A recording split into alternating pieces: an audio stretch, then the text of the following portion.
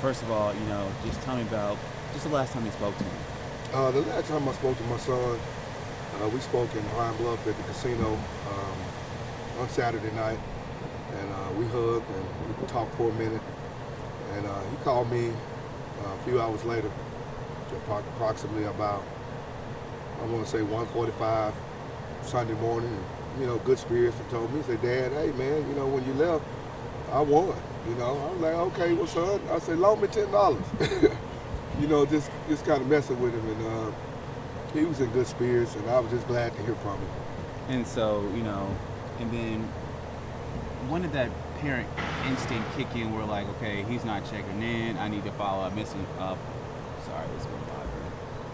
Oh, okay. Trust me, I don't have a good relationship with my dad, so like I envy you all's relationship. Right. So, but when did that parent instinct kick in? We're like, okay, I need to file a missing police report.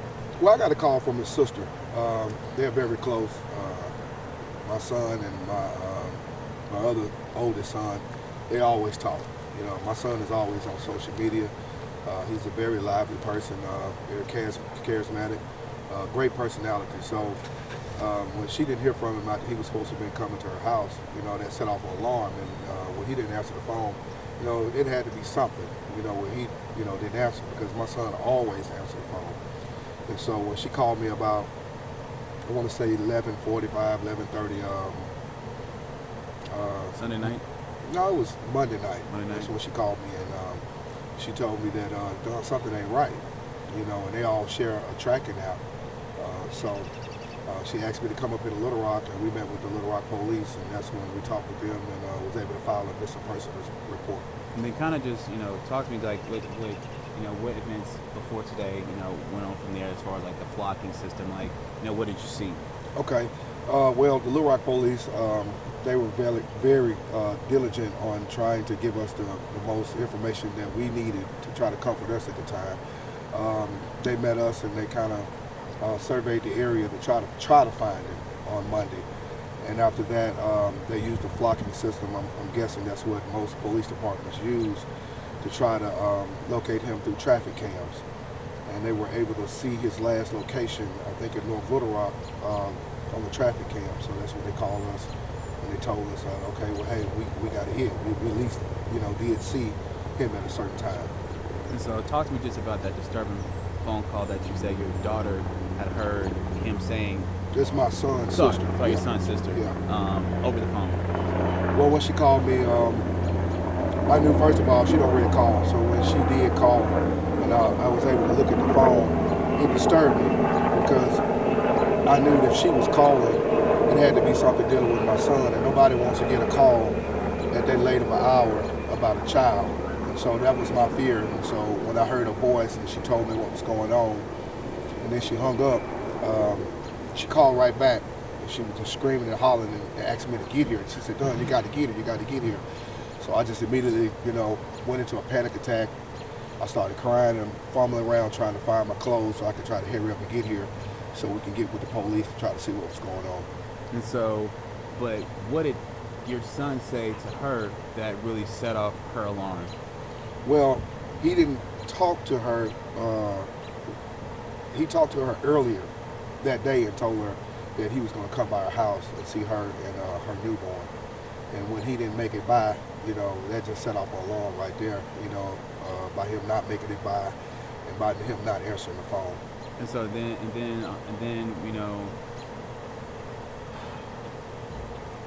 sorry. I know it's hard. It's not easy for me to ask these questions.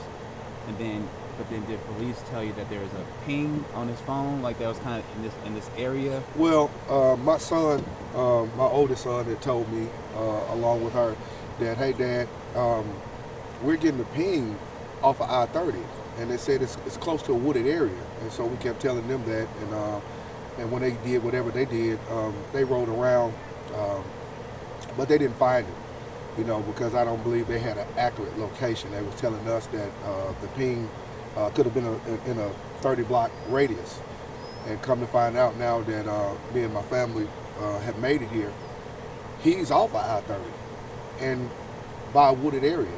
So I don't know if the system you know, is flawed, and they just couldn't, you know, get an accurate location because of the system or what. But I know that, you know, between that and just imagining, you know, something was wrong. Yeah.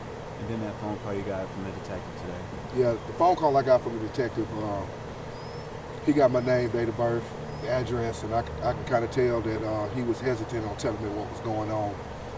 And when he told me that they had found my son, I was like, okay, I'm waiting on the rest. That's what they told me, it was a homicide. So they told me I needed to get here, so I came from Pine Bluff fast as I could. You know, I really wanted to see my son in what state he was in, and whoever did it, I wanted to see, you know, his last moments. I wanted to get here. You know, some people wouldn't want to see, but, you know, I wanted to see it. I wanted to put eyes on it. So when you started walking towards the scene, how did you know immediately that we were in the right area? I saw his car. I knew that was him. Just thinking back to when my son and his sister had, you know, looked and saw what the tracking was off of 530. And, you know, like I said, the closer, you know, we got here, I started looking, and more we got over here to this dead end, and I'm starting to see woods. I'm starting to, you know, notice that, you know, it was right. It just didn't give us an accurate location. So it's disturbing. It hurts. You know, they had to come see my son in that situation. You know, if they drove him over here and killed him, or if they killed him already and dropped him off, and it hurts. I feel like they killed him and brought him over here. Because when looking at the car up on the record, there's no damage to the car at all. And the police department had from Monday night up until today to locate him. I feel like they didn't do their job. Because if he was being deemed, now they said North Little Rock, from North Little Rock back to Little Rock, they lost connection. How did that happen? I can't answer that. But they didn't do their job, because we came right here, and this is I-30. And how you related to I'm Qwun'Don's aunt. sorry for Whoever did this, I hope we can find him, because justice has got to be done. You don't kill a person one place and then you put him in his car and drive him to another place. No, that's not right. Qwun'Don is a happy, lucky go person. I've never seen a bad day he have had. He's always jittery, bubbly. So I don't understand what would make them want to take his life. What really hurt me about the whole situation, you know, these vehicles have OnStar, and even if you don't have a subscription, you know, by them not having a subscription to OnStar, they can't locate your vehicle. So the police told me that if he had some type of mental health issues, such as seizures, dementia, Alzheimer's, and schizophrenic, if he had those, they could have got a warrant to find the vehicle. But like I told them, my son was dealing with some mental issues. You know, he was dealing with depression, and he was on medication for it. You know, so I thought that, you know, should have fell under that category. So by them knowing that, and they still didn't, you know, try to get a warrant, you know, immediately to try to find the vehicle. My son has been sitting over here in that parking lot since Monday. It didn't have to, because I told him that he did have a mental illness, which was depression, but that didn't fall under their category.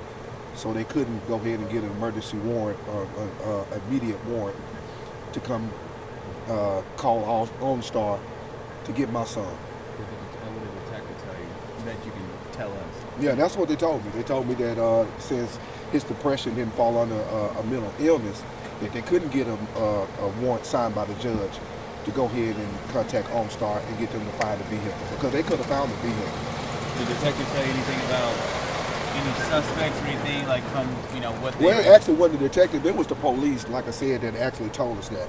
You know, when I called Pine Bluff Sheriff Lafayette Woods, and I had him make some calls for me, and he was able to get us some contacts with some people he knew. They jumped on it right then. You know, they called me the other night, I want to say last night, and they started making provisions to move a little faster. But like I said, my son has been here in that car since Monday. And now that I'm actually in the area and right here off of 530 and able to see that the location had it pinged right, but it didn't give us down to the exact location. But all they had to do was get a warrant signed and get OnStar to locate the vehicle immediately. Do you guys have a screenshot of the ping at all? I might have it in my phone. I probably do. I probably have to send it to you. Okay. The sad My thing son about sent it this to me. is we had to go to Lafayette Woods, the sheriff, in Pine Bluff, Arkansas, to get this situation resolved. Because with him calling and waiting on Little Rock, today would have been another day that we wouldn't know what have happened to Qwun'Don. And last thing I want to ask you, sir, is knowing that, so that's what the pen looks like. He screenshot that and send it to me. I think he texted it to me. But did the detective say anything about they have like any particular suspects or just No suspects at the time. Right now, we're waiting on the detectives to go by my son's sister's house and meet with her so we can just, you know, kind of see what actually went on and, you know, get the details. But when my son called whoever and one of his friends and told him that he had a weirdo in the vehicle and he was trying to get away from him, and I told the police that his life was in danger. Nobody took it serious. You know, I appreciate the efforts, but I just feel like more could have been done. You know, and by that time, like I said, by Tuesday, he was probably already gone because I got the same location. Like I said, it seems that the phone showed me by looking at this location, he was here Monday, deceased. Hello, everybody. Ryan Houston here. Thanks for checking out the KATV YouTube channel. If you would like to get more videos, show highlights, and watch live event coverage, click the subscribe button and don't forget to download the KATV News app for breaking news alerts. Thanks for watching.